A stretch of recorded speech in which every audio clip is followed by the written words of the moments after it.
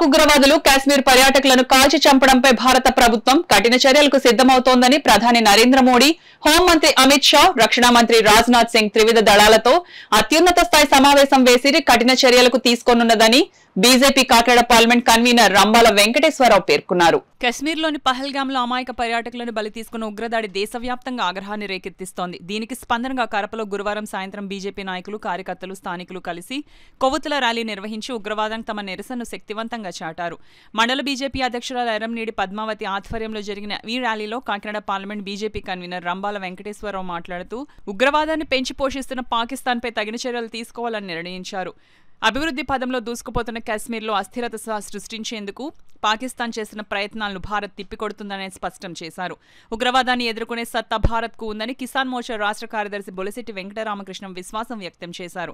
ఈ దాడిని తీవ్రంగా ఖండించారు. పంచాయతీ కార్యాలయం నుండి మార్కెట్ సెంటర్ వరకు కొనసాగిన ఈ శాంతి ర్యాలీలో పాల్గొన్నారు. ఉగ్రవాదం నశించాలి, భారత్ మాతాకి జై అంటూ నినదించారు.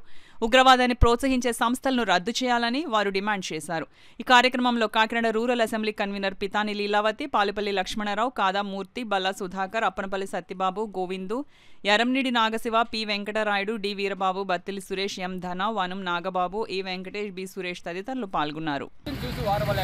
నరేంద్ర మోదీ గారు చేస్తున్న ఒక యజ్ఞం లాంటి భారతదేశ ఔన్నత్యం గురించి ఏదైతే ప్రయత్నాలు చేస్తున్నారో అవన్నీ చూసి వారవలేక పాకిస్తాన్ అనే కుట్రపూర్వకమైన శక్తులకు పంపించి ఈ రోజున ఉగ్రవాద చర్యలతో అమాయకులైన టూరిస్టుల ప్రాణాలు కోల్పోయేలా చేసడం అనేది చాలా దురదృష్టకర సంఘటన అని చెప్పి సందర్భంగా తెలియజేసుకుంటూ వారి ఆత్మకు శాంతి కలగాలని, అదేవిధంగా వారి కుటుంబాలందరికీ కూడా ప్రభుత్వం ఇప్పటికీ అండగా ఉంది.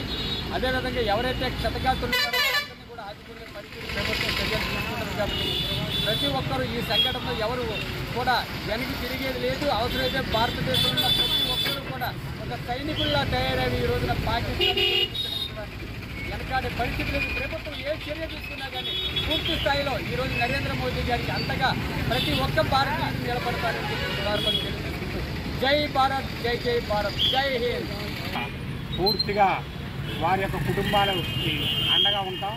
అలాగే దేశవ్యాప్తంగా ఉన్న హిందువులందరూ కూడా ఈ మతోన్మాత ఉగ్రవాదాన్ని ఎట్టి పరిస్థితులు ఎదిరించి తీరవలసిన అవసరం ఎంతైనా ఉంది.